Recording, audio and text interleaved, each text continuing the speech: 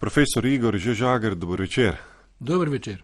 Veseli me, da ste prisotni v studiu Radia Slovenija. Pretekli teden smo ponovili pogovor z vami, načrtovala sva, da se bova videla, pa se pač ni išlo. Včasih se zgodi, se pravičujem. No, v prejšnjem pogovoru ste razložili, zakaj imamo Slovenci največ šol retorike na prebivalstvo in smo edini, ki imajo retoriko kot samostojni predmet v osnovni šoli. Tokrat pa bova govorila o predlogu drugostopenjskega programa retorika in javno nastopanje, ki ga pripravljate na Pedagoški fakulteti Univerze na Primorskem. Ko sem razmišljal o tem programu, se mi je ob pregledu predmetnika, ki se mi je zdel zanimiv in bogat, večkrat zastavilo enako vprašanje. Kako naj posameznik, ki je izveden v disciplini retorike, deluje v družbi, ki je plehka, ki ne prisluhne argumentom, ki jo prepričajo hipni impulzi, dražljaji. Sicer ne mislim reči, da je naša celotna družba takšna, se pa zdi, da včasih takšni načini razmišljanja postajajo odločilni tudi na višjih ravneh. Ali sodoben študij retorike usposablja tudi za takšen način prepričevanja? To je zelo dobro in zelo kompleksno vprašanje. Zdaj, ker ste izhajali iz prejšnjega pogovora, nisem vedel, da ste zadnjič ponavljali najin razgovor izpred koliko leta, 2 morda?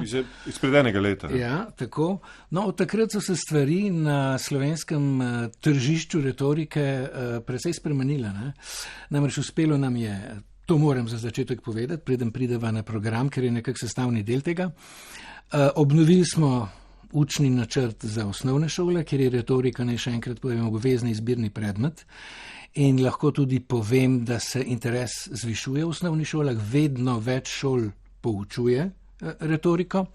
Zdaj smo v pripravi učnega načrta, da se uvede retoriko kot izbirno vsebino v srednje šole oziroma v gimnazije.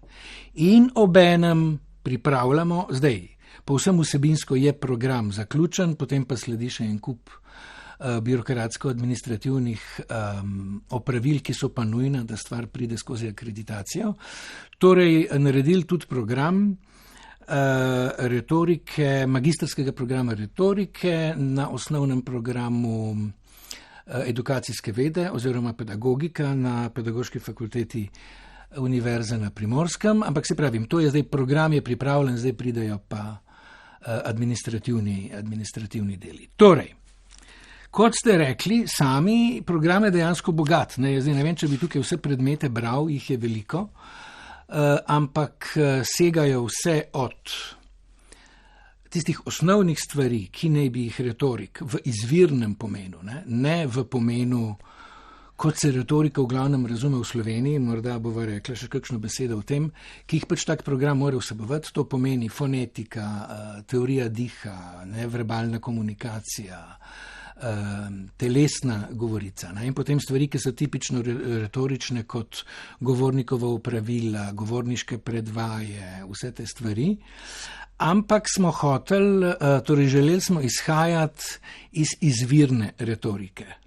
Narediti program retorike, kot je na nek način, ker je morda zveni malce utopično, obstajal v antični Grčiji. Seveda mutatis mutandis z ustreznimi spremembami, tako da imamo poleg tega tudi recimo govorniški nastop iz različnih kontekstov, skratka se gleda različne publike. Tukaj je recimo zelo veliko vaj. To je predmet, ki ima malo predavanj, pa veliko vaj. Potem aktualni analiza velikih retoričnih govorov skozi zgodovino, kjer je spet zelo malo predavanj, pa predvsem vaje, da se študentje in študentke čim prej usposobijo. Potem imamo kritično analizo medijev. To je v današnji situaciji nujno. Jaz bi celo rekel, zdaj, če je slavni francoski filozof, marksistični filozof, sicer Althusser, v 70-ih trdil, da glavni ideološki aparat države je šola, se meni zdi, da počasi to vedno bolj postajajo mediji. Zlasti za nastopom teh novih družbenih, družabnih, kakorkoli jim že rečemo. Imamo forenziko, celo forenziko govora in besedil, ki naj pokaže slušatelju, ko to osvoji, kaj se za govorom oziroma za besedilom pravzaprav nahaja. Imamo, predvsem pa je pomemben predmet kritično mišljenje in vzgoja za aktivno državljanstvo. Ker izvirno retorika ni nastala, naj še enkrat ponovim, verjetno sem že večkrat, pa verjetno bom še večkrat.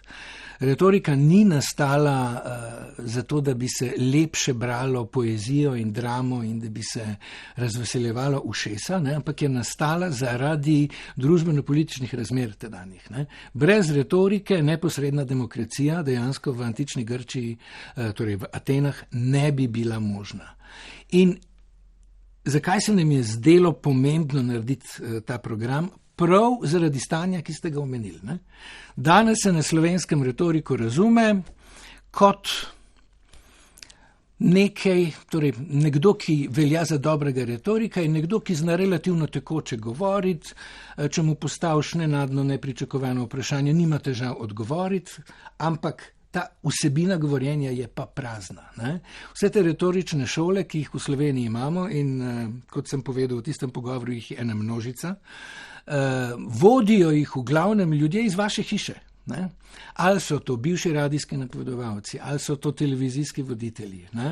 In te ljudje v glavnem učijo tisto, čemu rečemo peti kanon retorike, zadnji kanon retorike, akcijo, kako ti govor udejaniš. Ampak, da prideš do tega, da govor udejaniš, moraš ti najprej vedeti, o čem boš govoril, zbrati argumente, jih primerno razporediti, primerno glede na publiko, situacijo in tematiko, v kateri govoriš, in jih primerno obesediti. Ne velja vsak govor za vsakršno publiko. Publika je tisti glavni parameter oziroma glavna variabla pri retoriki, temu se je treba prilagoditi. In mislim, da se je vaše vprašanje nanašalo predvsem na to, ali lahko v današnjih plehkih časih, ki to dejansko so, to, čemu koristi. Naša želja je, da ja. Ideja tega programa je, da znajo slušatelji, tisti, ki bi to končali, to situacijo ustrezno analizirati, da stvari, ki jih slišijo ali strani medijev, ali neposredno recimo strani politikov, ne vzamejo kot čisto zlato, ampak se vprašajo, in tukaj zdaj nastopi tisti filozofski moment retorike, verjetno veste, da po Platonu je izvor vse filozofije čudenje. Ko rečemo čudenje, tega ne smemo zamenjevati z eventualnim občudovanjem stvari, ampak čudenje, zakaj nekaj je tako, kot je. Ali bi lahko bilo drugače, ali je bilo tukaj povedano vse. Iz tega potem Descartes, kar nekaj stoletij kasneje, razvije metodični dvom. Skratka, ko se vprašamo, ali je ta stvar res resnična, ali stvar res stoji tako, kot je, in potem izločamo tisto, kar ne stoji. In potem imamo še tretjega velikega misleca, in to je Sherlock Holmes. Vsi so verjetno brali kdaj Sherlocka Holmesa in se verjetno spomnijo, kaj je osnova njegove deduktivne metode. Ko izločiš vse tisto, kar je neverjetno in nemogoče, tisto, kar ostane, mora biti resnica. To je nekako osnova tega programa. Retorika je disciplina javnega prepričevanja. To je neka osnovna definicija. To, kar pa prepriča javnost, je pa seveda veliko vprašanje. Če izhajamo iz te definicije, je tudi Donald Trump dober retorik. Ker je prepričal velik del množic. In če njega izpostavljam, njegov lik, naprimer, bral sem knjigo Ogenj in bes v Trumpovi beli hiši, avtorja Michaela Wolfa. Ima ameriški predsednik težave z koncentracijo. Avtor navaja, da se ob daljših predstavitvah, ki vključujejo tudi statistiko in grafe, začne Trump dolgočasiti, kar tudi pove in prekine sogovornika, če kdo hoče, da ga predsednik posluša, potem ga mora zabavati, njegovi argumenti morajo biti kratki in zanimivi. Torej, tako kot je Trump prepričeval, je tudi sam na enak način nekako prepričan, če vsaj sodimo po tej knjigi. Pa je takšen način prepričevanja še retorika v tem izvirnem smislu? Če je v ozadju vsega, seveda resnica. To, kar ste prej povedali. Množica vprašanj. Torej, Donald Trump. Zdaj, vprašanje to na koncu, ali s tem prepriča, se je nanašalo verjetno na njegov način govora oziroma Govorim, da takšen prepričevanja. način, njega dajem kot primer, da je njegov način prepričevanja deloval, on sam pa je ameriški predsednik, torej nekdo, ki je nekje na najvišji ravni odločanja in tudi njega prepriča podobna forma. Ja, da pa začnemo tukaj. Jaz nisem prepričan, da njega karkoli sploh prepriča. Ne? On vse ve vnaprej. On je vsem prepričan. Sigurno se spomnite, ne, mnogo gagov in mimov je bilo narejenih na ta način. Ne. Nobody knows more about viruses than I do. Ne. In to velja za vse, od konstrukcije do medijev, kakorkoli že. Moj občutek je, ko to gledam, pa eventualno tudi berem, je, da on sploh ne posluša. Ne. Drugih sploh ne posluša. On ve. Zdaj, kar pa zadeva način njegovega prepričevanja, ne, imate prav, njegovi nastopi, ki na nek način niso, rečemo, retorični nastopi, ampak so šovi za javnost, so sestavljeni iz kratkih sloganov, ne, vedno so prilično enaki in prepričajo točno določen del ameriške družbe. Ne. Zdaj, jaz ne bi rad govoril o razredih in slojih, ampak rečemo, da so to belski, spodnji, srednji, delno delavski sloji, razred morda niti ne, ki v njem prepoznajo sebi enakega. Ne, sebi enakega zato, ker tudi govori na ta način. Skratka, preprosto, pogosto, če hočete, prostaško, brez dlake na jeziku, in to je tisto evidentno, kar ta del publike prepriča. Zdaj, tista glavna stvar je MAGA, ne, Make America Great Again, in njemu pravzaprav ni treba, če poslušate njegove govore, če temu lahko tako rečemo, pravzaprav uporabljati kakršnih koli argumentov. Ne. On ima pred seboj publiko, ki je prepričana. On z določenimi gesli samo uspodbuja dodatno klimo in naklonjenost samemu sebi. Zdaj, to je predstavljalo resen problem tudi za nekatere teoretike.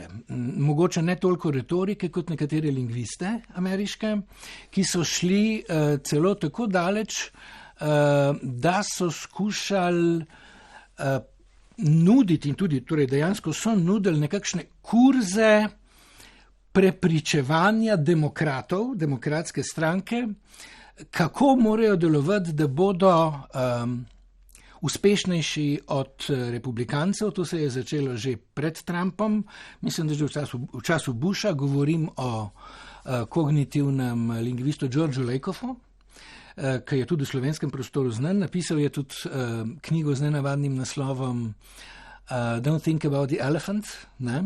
In kjer razlaga, postavi si vprašanje, ne, kako lahko ljudje glasujejo za človeka, ne, v tem primeru recimo Trumpa, ki dejansko deluje proti njihovim lastnim ekonomskim interesom. Ne. Popušča bogatim, niža plače, niža davke. Ne. Skratka, višji davki konec koncev prinesejo načelno nekaj najrevnejšim slojem. In njegova ugotovitev je, zdaj, on je dejansko organiziral, mislim, da že v času Bushove administracije, po vsej Ameriki kup seminarjev, kjer je skušal ljudi prepričati, torej predstavnike demokratske stranke, bodoče funkcionarje in volilce, kaj morajo početi. Ne, to počne delno tudi slovenska levica. Ne, ko se desnica oglasi z neresničnimi informacijami, bodo ali demokrati na ameriški strani, ki recimo so pogojno lahko levi, ne, ampak to je zelo problematičen pojem, začeli dokazovati, ne, to ni res, to ni res, to ni res, to ni res. To se je izkazalo, pri publiki ne deluje. Ne? In potem je glavni koncept, ki ga Lakoff ponuja, ne, je reframing. Vi morate temo, če hočete to vrstno publiko, ki je sicer republikancem oziroma demokratom naklonjena, drugače uokviriti. Ne govoriti, da govori neresnice. Ne? Pokazati morate, da je tisto, ne, kar je njim pomembno, ne, da se da to rešiti na drugačen način. Kar je pa izredno težko. Do zdaj to ni nikomur uspelo. Ne? To Se opravičujem, Kar v redu. sem vas prekinil. Nič za to. Nekoliko se nam izteka čas. Ja. Zakaj sem izpostavil primer Donalda Trumpa v povezavi z najnim pogovorom, ki je namenjen predlogu drugostopenskega programa Retorika in javno nastopanje, ki ga pripravljate na Pedagoški fakulteti Univerze na Primorskem. Lik Donalda Trumpa sem izpostavil, ker njegov način prepričevanja deluje. Zanima me, ali ko pripravljate torej nek program, študij retorike, imate pred očmi tudi takšen način prepričevanja. Seveda. Torej, da morajo študenti to znati upoštevati in da morajo se tudi tega naučiti, da ne smejo zamahniti z roko. To je tisto, kar sem vas želel vprašati. Kot sem rekel, eden od predmetov je kritična analiza medijev, drugi so vidnejši retorični govori skozi zgodovino. Če bi človek želel kakorkoli Trumpa iz tega izpustiti, bi naredil hudo napako.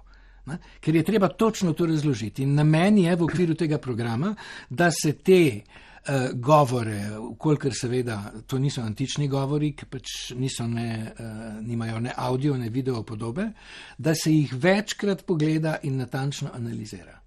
Absolutno, ker če hočemo uresničiti tisto, zaradi česar smo se za ta program odločili, nekako da predremo to zelo splošno prepričanje, ki ga pravzaprav najdete tudi v slovarju slovenskega knjižnega jezika, da retorika je lepo, všečno, a vsebinsko prazno govorjenje Sajeni Rožič, to v SSKJ-ju preberete, je treba dejansko pogledati, v čem je problem današnje družbe, kako je strukturirana in kako je potrebno analizirati.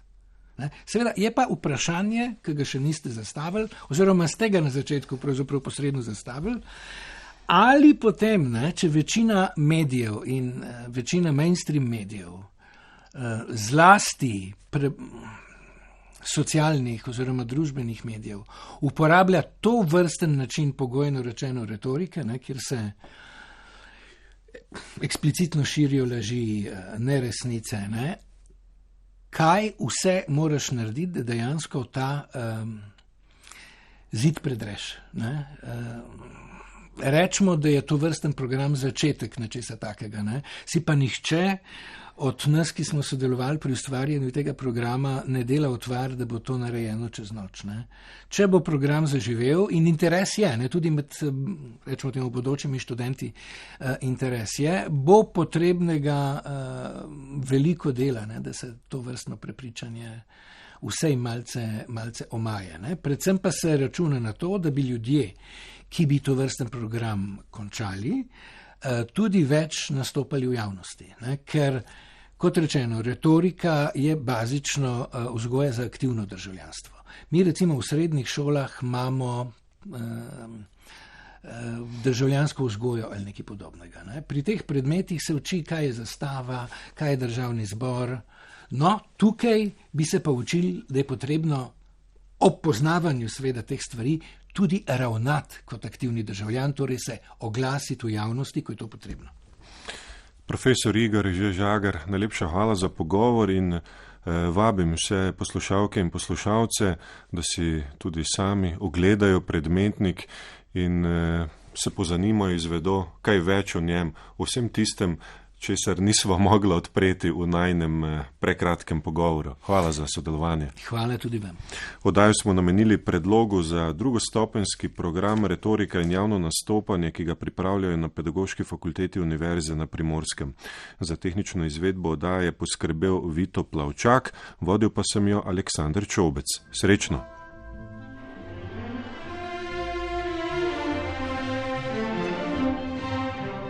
Jezikovni pogovori.